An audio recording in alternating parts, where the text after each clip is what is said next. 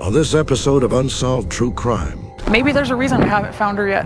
Maybe having her story brought up again and again and again in the news helps somebody else who could end up like her get out in time before it's too late. In the quiet suburbs of Utah, a seemingly ordinary family was hiding dark secrets. Powell had left a handwritten will saying that her husband threatened to destroy her if they got divorced, and she was afraid for her life. Susan Powell went missing in December 2009. Authorities say that months later, her husband Josh killed their two sons and committed suicide in his Washington state home. Then his home exploded. Braden and Charlie Powell were murdered by their father in Washington state when he set their home on fire. Susan Powell's father says his grandchildren would still be alive if police had arrested Josh Powell. The mayor of West Valley City, Utah, told the Desert News his police department did everything it could. This is Unsolved True Crime.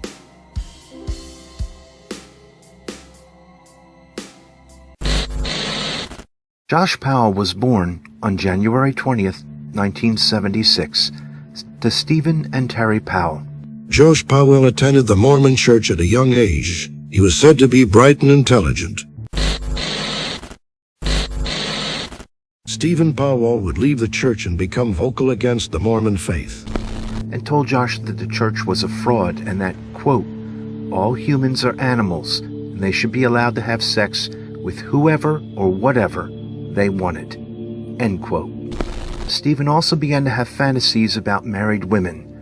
When his wife confronted him, he gave her the impression that Steve might do something to make his fantasy a reality. In Josh's younger days, he had tried to start a relationship with Suzanne's older sister Mary. Suzanne was 12 at the time. Now an adult, Suzanne and Josh met at an LDS service called Institute. Josh would eventually begin dating Suzanne Cox. Josh wanted to get married to Suzanne very quickly. While they were filling out their marriage application, they were fighting the entire time. The signs were there. As soon as their marriage was legal, Josh changed. Josh was constantly late. He did what he wanted, when he wanted to do it. For years, Steve Powell lived with a camcorder in his hand, videotaping important events. Weddings, graduations. In 2002, Suzanne and Josh were evicted and forced to live back with Steve. This is where Steve developed an unhealthy fascination with his son's wife. Steve constantly filmed her. Suzanne caught Steve trying to watch her undress at one point. Steve claimed she would come on to him. These claims were exaggerated. Steve's fascination turned into obsession, filming her any chance he could get. He would steal her panties and would watch her from underneath the door. Steve became a sexual predator. Josh became a truck driver, which would take him away from Suzanne for long periods of time. Steve confessed his feelings for Suzanne after Suzanne accepted a ride from Steve to her mother's. Steve thought he turned the camera off, but it turned out that he didn't. Steve told her that she was all he could think about. She rejected his advances. Suzanne told Josh and Steve would go on the defensive, convincing his son that there was nothing to worry about. It was definitely a romantic obsession, yeah. I mean, Susan's a beautiful woman, and when a beautiful woman comes on to you like that, it's really hard to resist that kind of a thing. I mean, maybe it's just me. Susan and Josh would eventually get their own place. When they left behind a storage unit. Stephen helped himself to it. There he found Susan's diary. He was angry when he discovered that there was nothing about him written in them. Susan writes a letter addressed to family and friends, warning them of Josh. In the letter, Susan says, quote, Josh threatened to destroy her if she filed for divorce. She then says that if she dies, quote, it may not be an accident even if it may look like one, unquote.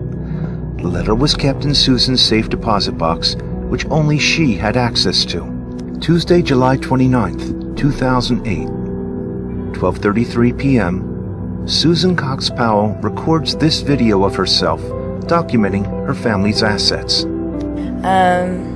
Covering all my bases, making sure that if something happens to me or my family or all of us, that our assets are documented. Sunday, December 6th, 2009, 12 p.m., Susan Cox Powell takes her two sons, Charlie and Braden, to services at her local ward of the Church of Jesus Christ of Latter-day Saints, afternoon to 5 p.m. A neighbor visits Susan and leaves at approximately 5 p.m. as Susan lies down for a nap.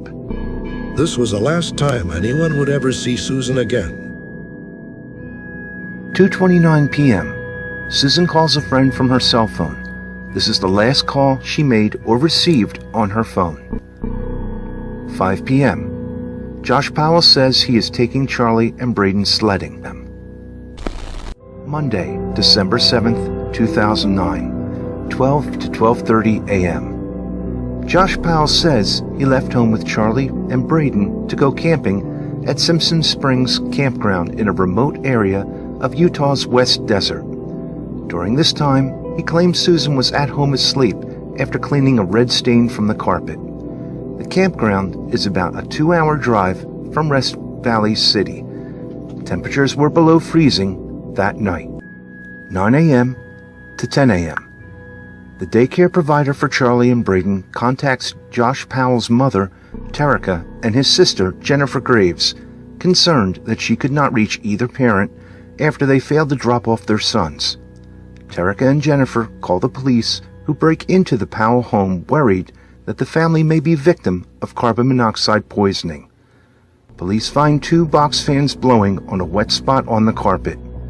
Susan does not show up to work, and she is reported as missing. 5 p.m. Josh Powell returns home with Charlie and Braden and is greeted by the police, who find that he had Susan's cell phone in his van with the SIM card removed. Police also find a generator, blankets, a gas canister, tarps, and a shovel. Josh was unable to explain why he had Susan's phone or why the SIM was taken out. Josh was immediately taken to the West Valley City Police Department to be questioned. Note: Powell was never arrested in the case, despite the long-held belief by many that he murdered Susan and covered it up, possibly with the help of his father Stephen and his brother Michael. All 3 are now dead.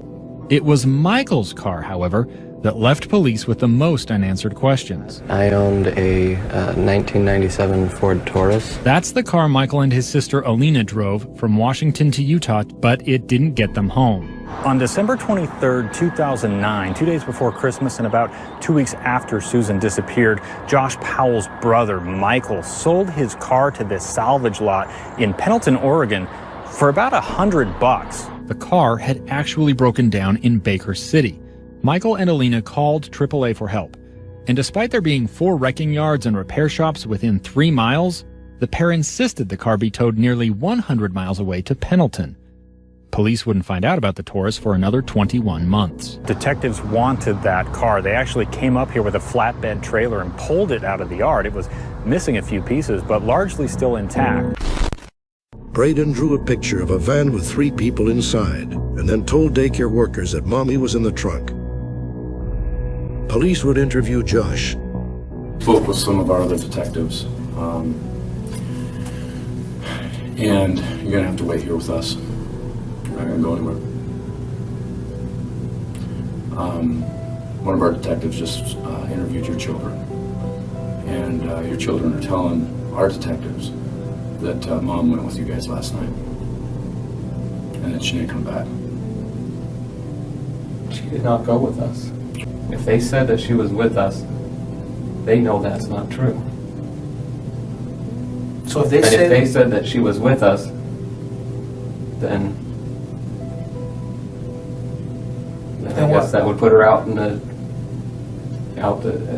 Pony Express. Okay, and that's my concern.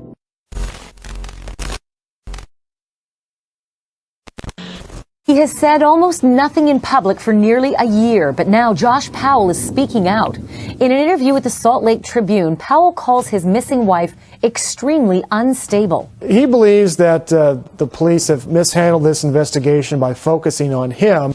Powell is holding firm to his story, maintaining that the night his wife went missing, he took his 2 young boys out camping in the dead of night during a blizzard. He is stuck to the story that she ran away and that he didn't do anything with her. Powell remains the only person of interest in the case, although he hasn't been charged. He believes that she can return and that she might return any time. Powell has done little to help find his wife. Instead, within weeks, he moved his children out of the family home and out of state. And surprising new accusations from Stephen Powell, Josh's father. He claims Susan ran off with another man, saying, quote, she's very sexually motivated. Susan was very emotionally abused as a child. Her mother has she has a very angry personality. Her father is very manipulative. Josh Powell claims that at times Susan was unstable, had even contemplated suicide at different points in her life. She has walked out the front door in her underwear, started walking down the street. And at the time when all this stuff was happening, it was mortifying to me. I tried to protect her from doing things that I thought might embarrass her or our family in that respect, you know. Josh says he thinks Susan may still be alive and wonders if she left him and their 2 young children for another man, a claim police will not substantiate. Has she ever been unfaithful to you? Never that I know of. Then why do you think that she would just run off with another man? She's a very sexual person. Josh Powell's father, Stephen Powell, then goes on to make the bizarre claim that he's had a sexual relationship with his daughter-in-law. Susan was very, very sexual with me. She was very flirtatious. I mean, I'm her father-in-law, and she would do a lot of things that I mean, she did it. I did. I mean, we interacted in a lot of sexual ways because Susan enjoys doing that. Do you think a part of you started falling in love with Susan? That's pretty likely, yeah. I mean, yeah, I would say so. And there's no question in my mind that the feelings were mutual. Month after month, the search and investigation continues. Still no sign, still no suspect named, and still no evidence of Susan's whereabouts. I still need to know where my daughter is. Then, in August of 2011, West Valley City Police searched the area around Ely, Nevada, and in September they searched the area around Topaz Mountain in Utah's West Desert. There, pieces of charred wood are found. Those results have come back. However, the specifics of those results we're unable to discuss at this point. I still feel that my brother probably had something to do with her disappearance. Then in October of 2011, Josh lost custody of his sons to Susan's parents. This is not a safe place for 2 young boys. Police find hundreds of disturbing images on Josh's computer, including simulated child pornography, bestiality, incest. Wednesday, February 1st, 2012. A Washington state judge rules that 7-year-old Charlie and 5-year-old Braden will remain with Chuck and Judy Cox. The judge orders Josh Powell to get a psychological evaluation by a court-appointed examiner. It's found that Powell has narcissistic personality traits, shown by his inability to admit even small personal shortcomings or weaknesses. The examiner also finds that Powell has, quote, adequate, unquote, parenting skills, steady employment, and no criminal record. The examiner decides to recommend that Josh Powell has supervised visits with his sons several times a week. Sunday, February 5th, 2012. Josh Powell kills his 2 sons himself. After social worker Elizabeth Griffin arrives at Josh Powell's trailer with Charlie and Braden for a supervised visit, Powell slams the door on Griffin after his children were inside. Griffin called 911 and tried to get inside. 2 little boys in the house, and they're 5 and 7, and there's an adult man. He has supervised visitation, and he blew up the house and the kid. Josh Powell reached out to friends and family in the hours before the explosion. He'd already donated his son's toys, taken thousands of dollars out of his bank account, and purchased gallons of gasoline. 2 little boys couldn't somehow be protected from their father, a man that so many people feared was a killer. When Josh's father, Stephen, is told about the deaths while in jail, he appears unconcerned by the news and gets angry at those who notified him. 2 weeks later, Stephen Powell would invoke his Fifth Amendment right to not answer questions about Susan's case. Stephen was obsessed with Susan, and many think he knows what happened to her body. Tuesday, July 11th, 2017. Stephen Powell is released from prison. Monday, July 23rd, 2018. Stephen Powell dies in a Tacoma, Washington hospital. The sheriff's office was aware that Powell was in the hospital, but was told he was recovering. Where is Susan Powell? She's most likely not alive. Did Josh murder his wife? Did Stephen? We will continue to follow this story until we have answers.